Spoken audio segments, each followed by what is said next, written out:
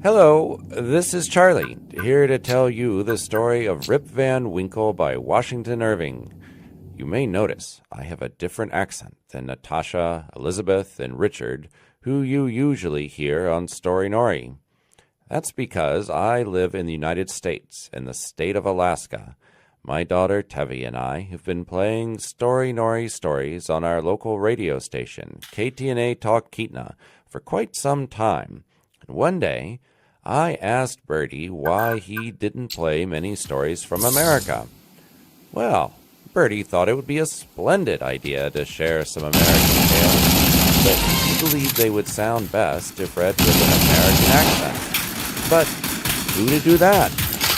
Well, here I am. Be careful what you ask for when you talk to a frog. As you probably know, America was settled by people from all over the world.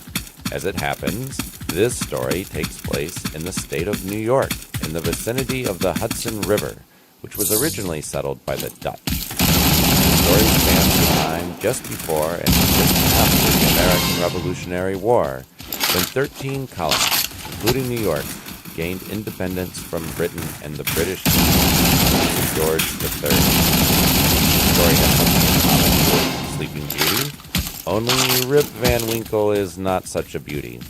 It was a time when many things changed, and other things stayed more or less the same.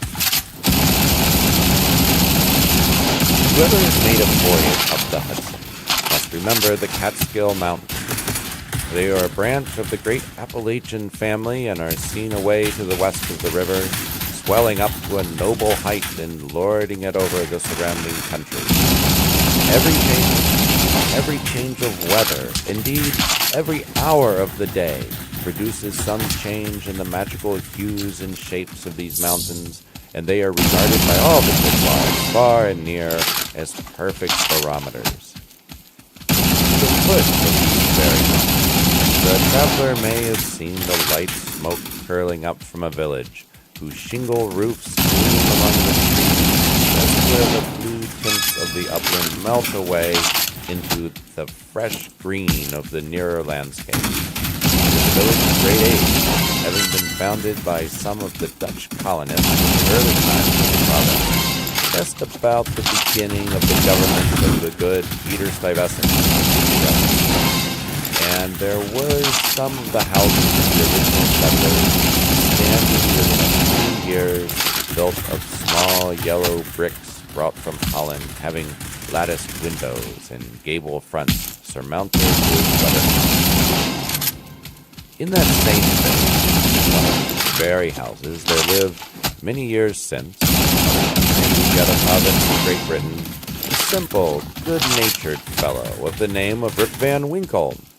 He was a descendant of the Van Winkle who so gallantly in the chivalrous days of Peter Stuyvesant and accompanied him to the siege of Fort Massachusetts. He inherited, however, but little of the martial character of his father. I've observed that he was a simple, good-natured man. He was moreover a kind neighbor and a convenient hen-packing husband. Certain it is that he was a great favorite among all the good wives of the village. Took his part in all family squabbles, and never failed, whenever they talked those matters over in their evening gossipings, to lay all the blame on James Van Winkle. The children of the village, too, would shout with joy whenever he approached. He assisted at their sports, made their playthings, taught them to fly kites and shoot marbles, told them long stories of ghosts, witches, and Indians. Whenever he went dodging about the village, he was surrounded by a troop of them, hanging on his skirts, clambering on his back, and playing 1,000 tricks on him, and not a dog would bark at him throughout the neighborhood. The great terror in Rip's was a strong dislike of all kinds of profitable labor. It could not be from the want of perseverance, for he would sit on a wet rock with a rod as long and heavy as a lamp, and fish all day without a murmur, even though he should not be encouraged by a single nibble. He carried a fowling piece on his shoulder for hours together, trudging through woods and swamps and uphill and down dale to shoot a few squirrels or wild pigeons. He never refused to assist a neighbor, even in the roughest toil, and was a foremost man at all country frolics, excavating corn or building stone fences. The women of the village, too, used to employ him to run their errands, such little odd jobs as their less obliging husbands could not do for them. In a word, Rip was ready to attend to anybody's business but his own. But as doing family duty, keeping his farm in order, he found it impossible. His children, too, were as ragged and wild as if they belonged to nobody. His son, Rip, promised to inherit the habits with the old clothes of his father. Generally seen sleeping like a colt at his mother's heels, equipped in a pair of his father's cast-off breeches, which he had much ado to hold up with one hand, as a fine lady does with trained bad weather. Rip Van Winkle, however, was one of those happy mortals, of foolish, well-oiled dispositions who take the world easy, eat white bread or brown, whichever can be got with salt or trouble, and would rather starve on a penny than work for a pound. If left to himself, he would have whistled life away in perfect contentment, but his wife kept continually spinning in his ear about his idleness, his carelessness, and the ruin he was bringing on his family.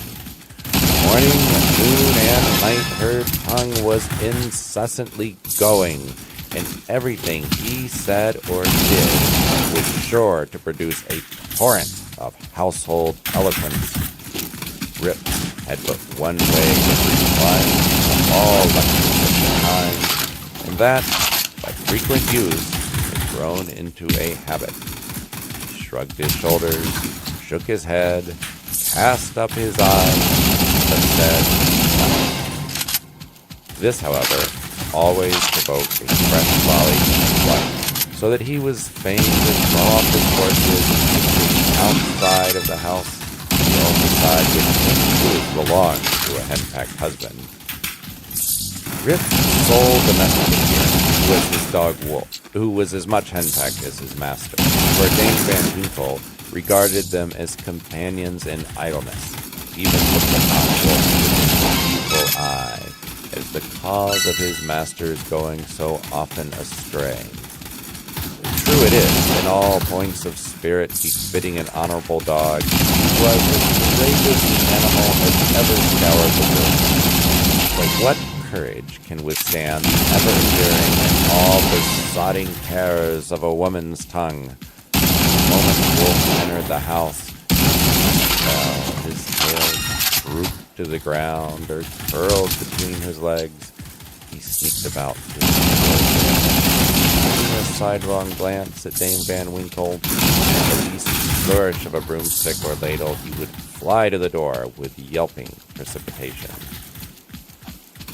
Times grew worse and worse with Rip Van Winkle as years of matrimony rolled on. Harsh temper never mellows with age, and a sharp tongue pulled his head like a crow's. For a while, he employed himself, when driven from home, by frequenting a kind of perpetual club of sages, philosophers, and other idle personages of the village, which held its sessions on a bench before a small inn, designated by a rubicund portrait of His Majesty George III. Here, they used to sit in the shade of a long, lazy summer's day, contemplating the village gossip, and sleepy stories about nothing. But it would have been worth any statesman's mind to have heard the profound discussions which sometimes took place by handheld newspapers fell into their hands from some passing traveler.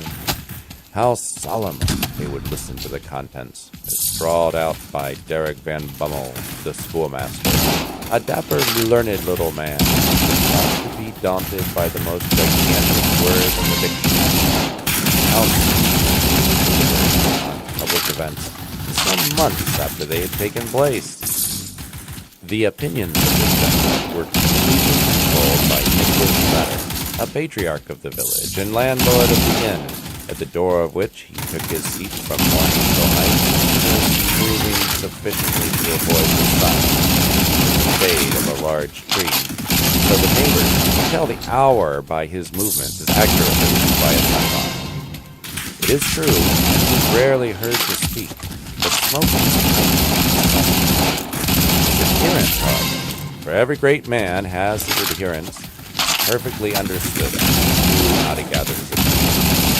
Anything that was read or related, he observed to smoke his pipe vehemently and to send forth short, frequent but when pleased, he inhaled the smoke slowly and tranquilly in a mist of a light and placid cloud, sometimes taking the pipe from his mouth and letting the fragrant vapor curl about his nose, would nod his head in approbation. From even this thought, unlucky Rip was at length routed by his termagant wife, who would suddenly break in upon the tranquillity of the assemblage and call the members all to naught. Nor was that august personage, Nicholas Vedder himself, sacred from the daring tongue of this terrible virago, who charged him with encouraging her husband in habits of idleness. Poor Rip was at last reduced almost to despair, and his only alternative to escape from the labor of the farm and clamor of his wife was to take gun in hand and stroll away into the woods. Here he would sometimes seat himself at the foot of a tree and share the contents of his wallet with Wolf, with whom he sympathized as a fellow sufferer in persecution. "Poor Wolf," he would say, "thy mistress leads thee a dog's life of it, but never mind, my lad. Whilst I live, thou shalt never want a friend to stand by thee." Wolf would wag his tail, look wistfully in his master's face, and if dogs can feel pity, I verily believe he reciprocated the sentiment with all his heart. In a long ramble of the kind, on a fine autumnal day, Rip had unconsciously scrambled to one of the highest parts of the Catskill Mountains. He was after his favorite sport of squirrel shooting, and the still solitude had echoed and re-echoed with the reports of his gun. Panting and fatigued, he threw himself, late in the afternoon, on a green knoll, covered with mountain herbage that crowned the brow of a precipice. From an opening between the trees, he could overlook all the lower country for many a mile of rich woodland. He saw at a distance the lordly Hudson, far, far below him, moving on its silent but majestic course with the reflection of a purple cloud or the sail of a lagging bark, here and there sleeping on its glassy bosom, and at last losing itself in the blue highlands. On the other side, he looked down into a deep mountain glen, wild and lonely, the bottom filled with fragments from the overhanging cliffs, and scarcely lighted by the reflected rays of the setting sun. For some time, Rip lay musing on this scene. Evening, gradually advancing, the mountains began to throw their long blue shadows over the valleys. He saw that it would be dark long before he reached the village, and he heaved a heavy sigh when he thought of encountering the terrors of Dame Van Winkle. As he was about to descend, he heard a voice from a distance hallooing, "Rip Van Winkle! Rip Van Winkle!" He looked round. He seen nothing but a crow winging its solitary flight across the mountain. He thought his fancy must have deceived him. He turned again to descend when he heard the same cry ring through the still evening air. "Rip Van Winkle! Rip Van Winkle!" At the same time, Wolf bristled up his back, giving a low growl, skulked to his master's side, looking fearfully down into the glen. Rip now felt a vague apprehension steal. He looked anxiously in the same direction and perceived a strange figure slowly toiling up the rock and bending under the weight of something he carried on his back. He was surprised to see any human being in this lonely and unfrequented place, but supposing it to be someone of the neighborhood in need of his assistance, he hastened down to yield it. On nearer approach, he was still more surprised at the singularity of the stranger's appearance. He was a short, square-built old fellow with thick, bushy hair and a grizzled beard. His dress was of the antique Dutch fashion, a cloth jerkin strapped around the waist, and several pair of breeches, the outer one of ample volume, decorated with rows of buttons down the sides. He bore on his shoulder a stout keg that seemed full of liquor and made signs for Rip to approach and assist him with the load. Though rather shy and distrustful of this new acquaintance, Rip complied with his usual alacrity, and relieving one another, they clambered up a narrow gully, apparently the dry bed of a mountain torrent. As they ascended, Rip every now and then heard long rolling peals, like distant thunder, that seemed to issue out of a deep ravine, or rather cleft between lofty rocks, toward which their rugged path conducted. He paused for an instant, but supposing it to be the muttering of one of those transient thunder showers which often take place in mountain heights, he proceeded. Passing through the ravine, they came to a hollow, small amphitheater surrounded by perpendicular precipices, over the brinks of which trees shot their branches so that you only caught glimpses of the azure sky and the bright evening clouds. During the whole time, Rip and his companion labored on in silence, for though the former marveled greatly what could be the object of carrying a keg of liquor up this wild mountain, but there was something strange and incomprehensible about the unknown that inspired awe and checked familiarity. On entering the amphitheater, new objects of wonder presented themselves. On a level spot in the center was a company of odd-looking personages playing at ninepins. They were dressed in a quaint, outlandish fashion. Some wore short doublets, others jerkins with long knives in their belts, and most of them had enormous breeches of similar style with that of the guides. Their visages, too, were peculiar. One had a large head, broad face, and small, biggish eyes. The face of another seemed to consist entirely of nose, and was surmounted by a white sugarloaf hat, set off with a little red cock's tail. They all had beards of various shapes and colors. There was one who seemed to be the commander. He was a stout old gentleman with a weather-beaten countenance. He wore a lace doublet, broad belt and hanger, high-crowned hat and feather, red stockings, and high-heeled shoes with roses in them. The whole group reminded Rip of the figures in an old Flemish painting in the parlor of Dominie van Schaik, the village parson, which had been brought over from Holland. What seemed particularly odd to Rip was that though these folks were evidently illusions themselves, that they maintained the gravest faces, serious silence, and were, withal, the most melancholy expression of pleasure he had ever witnessed. Nothing interrupted the stillness but the noise of the balls, which, whenever they were rolled, filled on the mountains like rumbling peals of thunder. As Rip and his companions approached them, they suddenly stared at him with such fixed, statue-like gaze and such strange, uncouth countenances that his head turned within him and his knees smote together. His companion now emptied the contents of the keg into large flagons and made signs to his wait. He obeyed, with fear, trembling, walked the liquor in profound silence, and then returned to their game. By degrees, Rip's awe and apprehension subsided. He even ventured, when no eye was fixed upon him, to taste the beverage, which he found had much of the flavor of excellent Hollands. He was naturally a thirsty soul, and was soon tempted to reach the drought.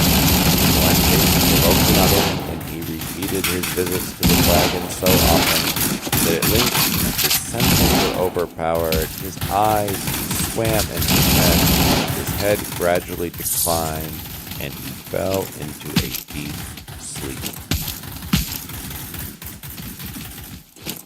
On waking, he found himself on the green knoll whence he had first seen the old man of the glen. He rubbed his eyes. It was a bright, sunny morning.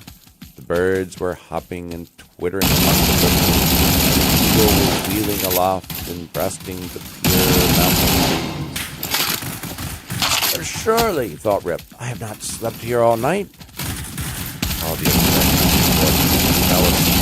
the strange man with a keg of liquor, the mountain ravine, the wild beast among the rocks, the woe-begone party at Nine Pins, the flagon.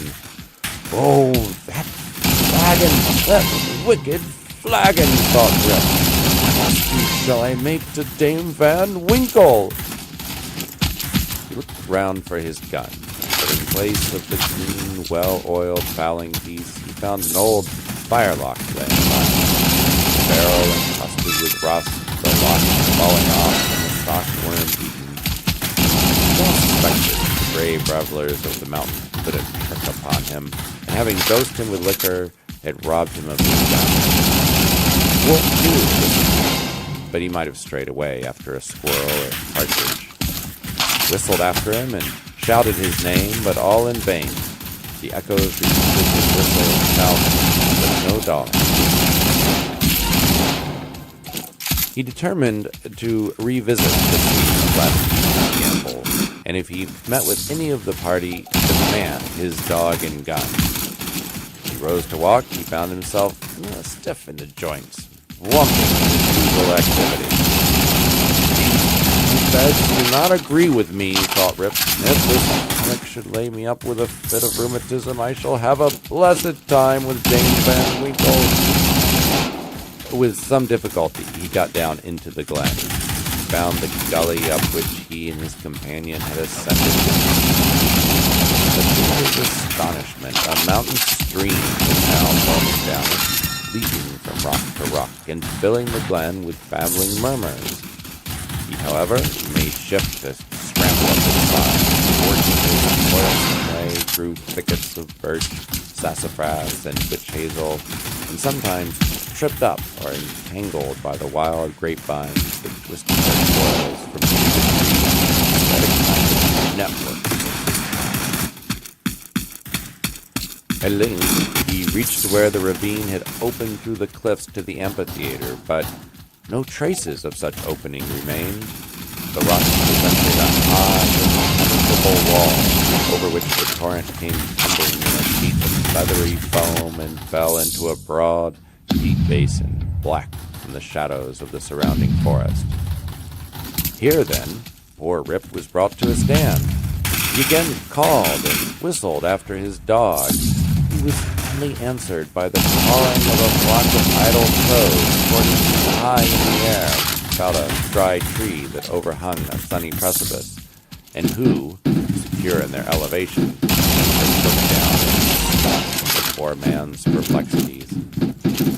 What was to be done? The morning was passing away.